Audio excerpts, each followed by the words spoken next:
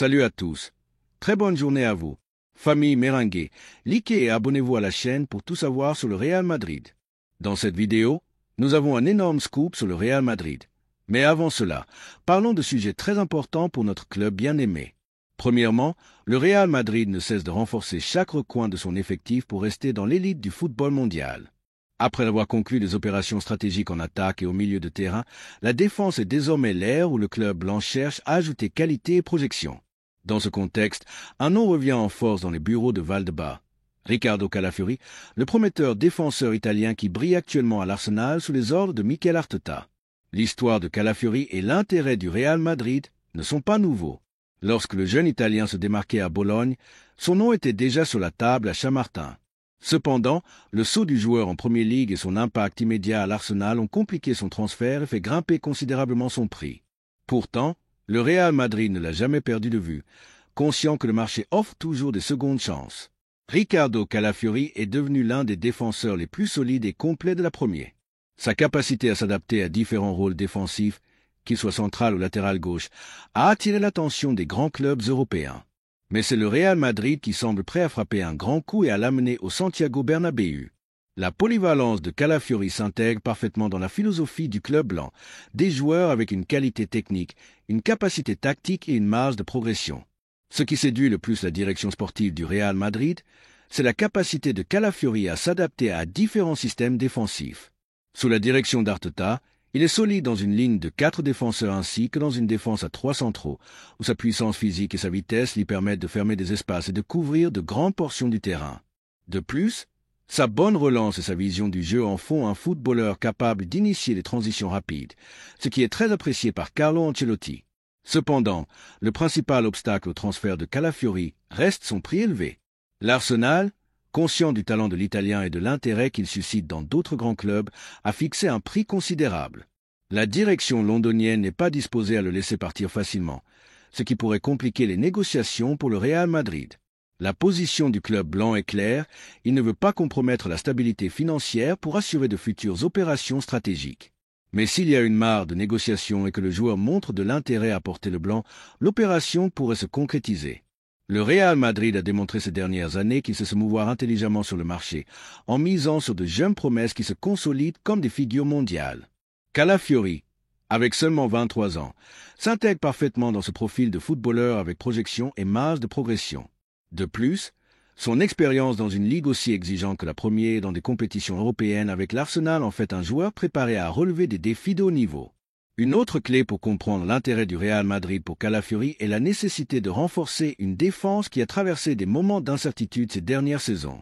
Le départ de certains joueurs vétérans et la nécessité de donner du repos à des pièces clés comme David Alaba et Eder Militao rendent urgente l'arrivée d'un joueur polyvalent capable d'apporter autant dans le présent que dans le futur. Carlo Ancelotti, toujours exigeant avec sa ligne défensive, aurait donné son feu vert à l'arrivée de l'Italien, comprenant que son profil s'intègre parfaitement dans l'idée de jeu de l'équipe. De plus, on ne peut ignorer l'impact médiatique et commercial d'un transfert comme celui de Calafiori. Le Real Madrid a toujours été conscient de la valeur marchande de ses joueurs et de leur capacité à attirer des sponsors et à générer des revenus supplémentaires.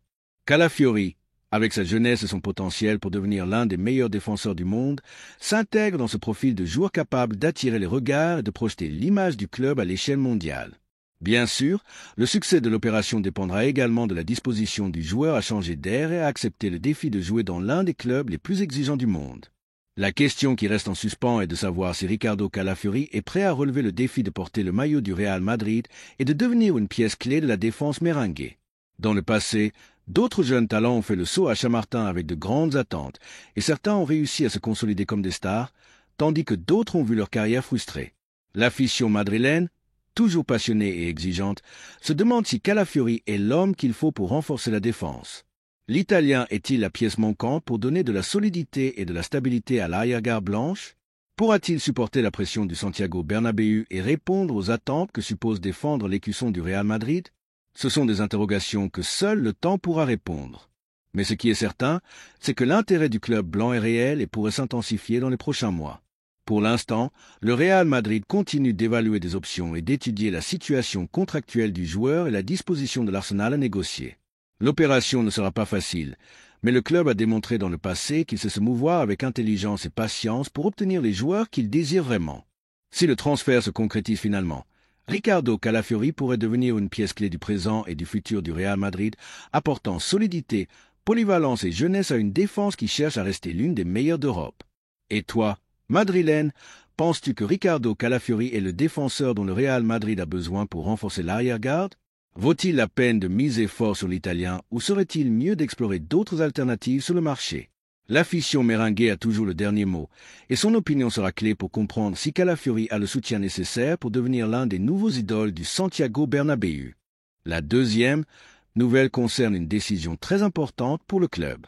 La nouvelle de l'intérêt du Villarreal pour signer Luka Modric une fois son contrat avec le Real Madrid terminé a généré un débat inévitable parmi les supporters du club blanc. Ce n'est pas la première fois que des équipes de la Liga et d'autres ligues européennes montrent de l'intérêt pour le milieu de terrain croate, une véritable légende vivante du football mondial et surtout du madridisme. Cependant, imaginez Modric défendant les couleurs d'un autre club en Espagne, et encore plus dans une équipe comme le Villarreal, semble presque un sacrilège pour ceux qui l'ont vu mener l'entrejeu du Real Madrid pendant plus d'une décennie. À 39 ans, Modric reste un exemple de professionnalisme, de dévouement et de talent à l'état pur. Sa performance ne se mesure pas seulement en statistiques, mais en une compréhension du jeu et une capacité à gérer les temps des matchs que peu de footballeurs atteignent. Sa présence sur le terrain apporte équilibre, expérience et un contrôle du ballon presque poétique. Bien que son temps de jeu ait diminué en raison du passage du temps et de la transition générationnelle inévitable dans le club, il reste une ressource inestimable dans des matchs clés. C'est pourquoi la simple idée de le voir quitter le Real Madrid pour rejoindre un club aux aspirations, clairement moindres, génère de la controverse. Le Villarreal, un club respecté avec un projet sérieux dans le football espagnol, est convaincu que l'expérience et le leadership de Modric pourraient être clés pour maintenir l'équipe en compétition en Europe et en lutte pour des objectifs ambitieux.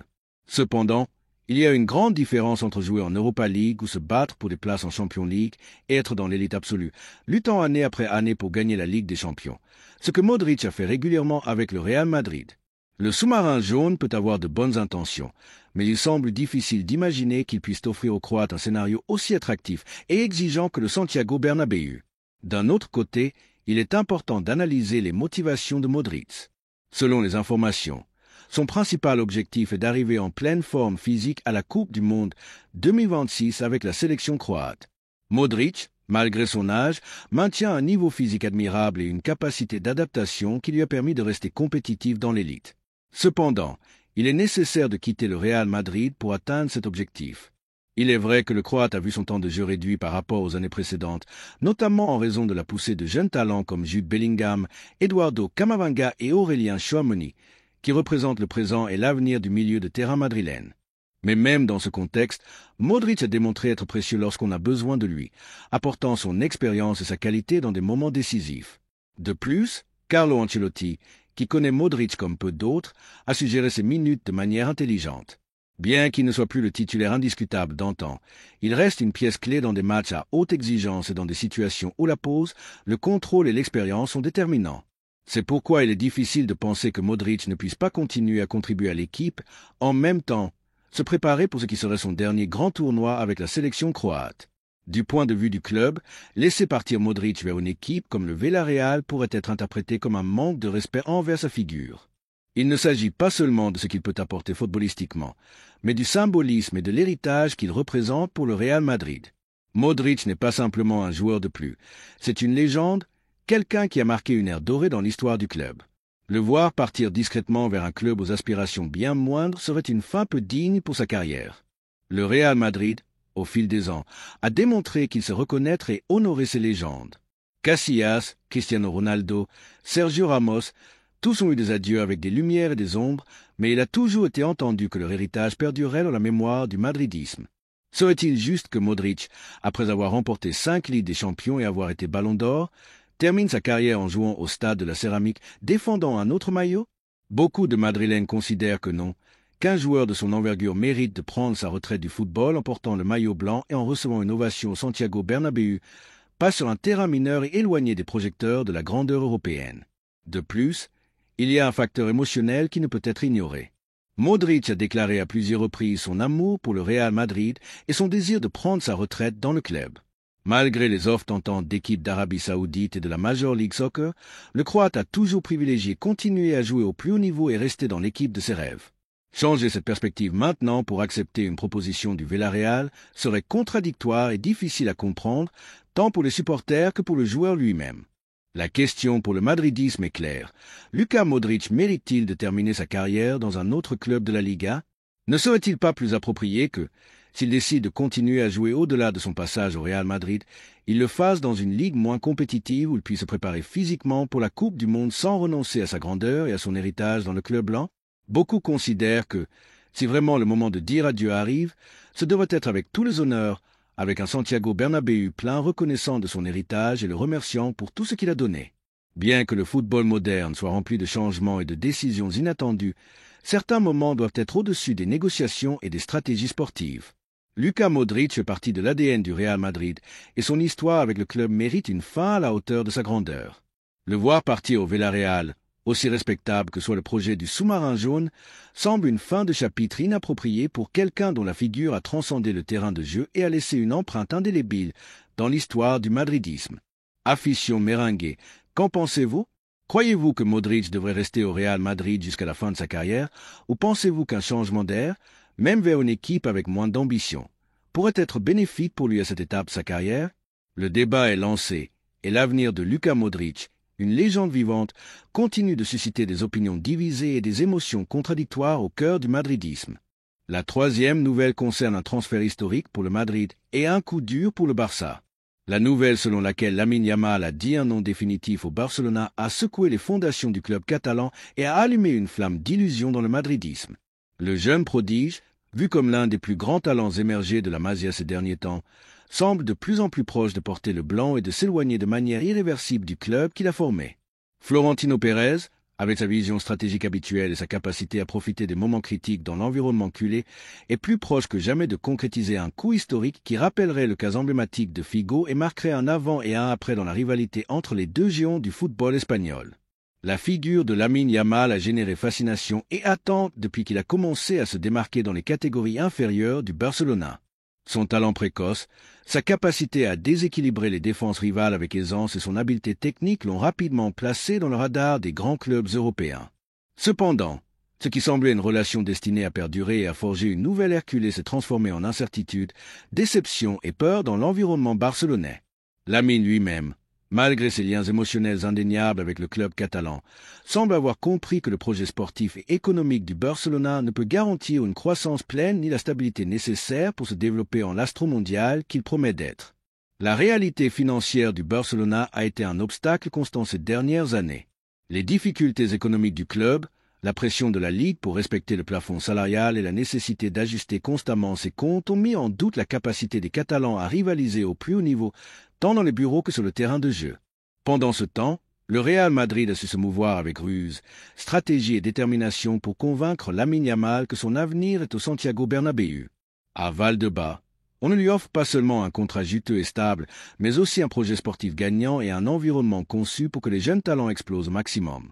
Le rôle de Jorge Mendes a été clé pour rapprocher Lamine Yamal du Real Madrid. L'agent portugais, un vieil ami de Florentino Pérez et expert en manier des opérations complexes et médiatiques, a été l'architecte de cette possible trahison historique.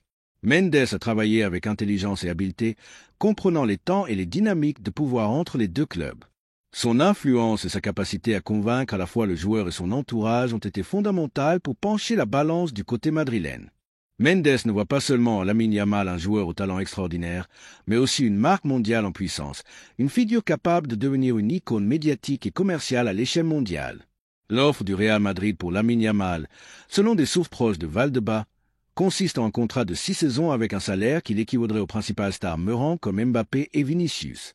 Ce mouvement montre non seulement la confiance du club dans le potentiel du joueur, mais aussi l'ambition de Florentino Pérez de construire une équipe jeune et compétitive capable de continuer à dominer tant en Espagne qu'en Europe.